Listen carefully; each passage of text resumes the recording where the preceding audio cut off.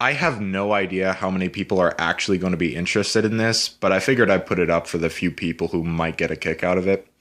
I wanted to talk about Mad magazine. I've been obsessed with Mad since I was a kid, and I think it's a very underrated magazine. I mean, it's been around forever. I think it started in the early 50s as a comic series. I think the first one was like 1952. So this has been around for like a long ass time.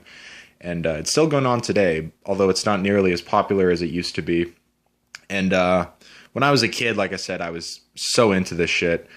I discovered it myself just from, finding it in the magazine section at grocery stores and shit. And I just thought the covers were hilarious. Just because, it was making fun of stuff that I also fucking hated when I was a kid. So, I don't know, it kind of caught my attention right away. I became a huge reader.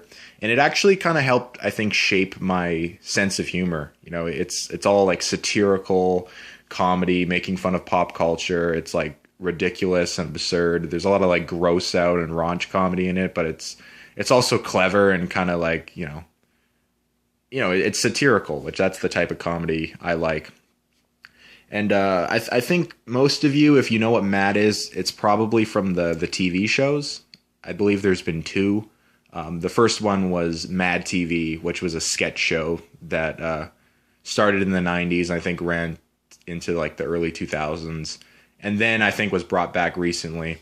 I always thought Madtv was kind of hit or miss. Like some of the sketches were pretty funny, but whenever I try to like sit down and watch a whole episode, I usually get bored by most of it. And then the other show they did was the Cartoon Network Mad series, which I think was a little bit better. What I enjoyed about that series is it actually, you could tell there was a lot of effort put in to actually make it look and feel like Mad magazine.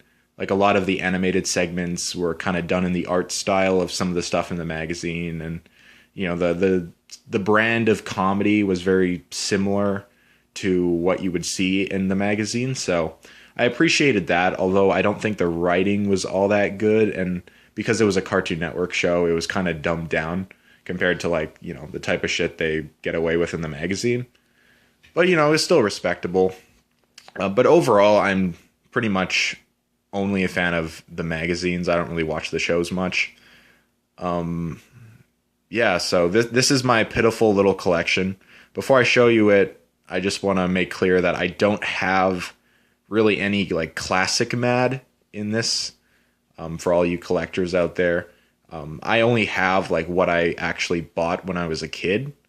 So most of this stuff is from like the 2000s and the early 2010s, because that's, what was being published when I was a kid and actually buying these. So this is what I got. Just a whole bunch of them. I used to have more, but, some of them got destroyed and shit over time. What I like about Mad Magazine so much is you can kind of open one of these and just get a total sense of like what was popular at the time. Even if you take one of the older issues, you see all this like old school pop culture and just stuff that you've forgotten about. And it's just really cool. It's like a time capsule almost. So as you can see, most of these are from like the 2000s. Oh, this cover is probably one of my favorites. Superman Returns, unfortunately. This is like a shitty book I picked up. It's like a compilation of a bunch of the stuff from the magazine. But it was like branded by Cartoon Network because this is when the show was out. So, yeah. Mad XL. This is like a Star Wars thing. So, all like Star Wars stuff. Collection from like a whole bunch of things. So, it's pretty long. SpongeBob. 2000s Olympics. See, that's what I mean. This is, I think, one from the early 2000s, but it actually used to be in black and white, as you can see. I don't know. A lot of people say that they only liked when the magazine was in black and white. I grew up with the colorized version, so it's kind of what I'm used to and not what I enjoy the most. Narnia, Pirates. So yeah, this is why I love Mad Magazine. It's like all this stuff that I grew up with was kind of popular when I was a kid. Spider-Man 2. And this is probably the oldest issue I actually have. This is the closest I have to like classic Mad. This is from 1990, it looks like. Yeah. And yeah, I got this from a little comic book store. I used to you know, search for old Mad magazines. I used to have more kind of classic Mad, but like I said, a lot of it got destroyed over time or lost. I just kind of discovered this again. It's been a while. But yeah, this is a good issue. And then this is the last one I have that's in decent condition. Revenge of the Sith. I was a big Star Wars fan, so I picked up a lot of the Star Wars issues. And yeah, it's just such a great magazine. Like, I remember when I was a kid, it was fun because I kind of got a sense that, you know, it was a little bit naughty, I guess, as a kid, as dumb as that sounds. It was kind of, you know, there's a lot of like sex jokes and like raunchy shit in Mad Magazine. When I was a kid, like, I was kind of restricted on what I was actually allowed to watch.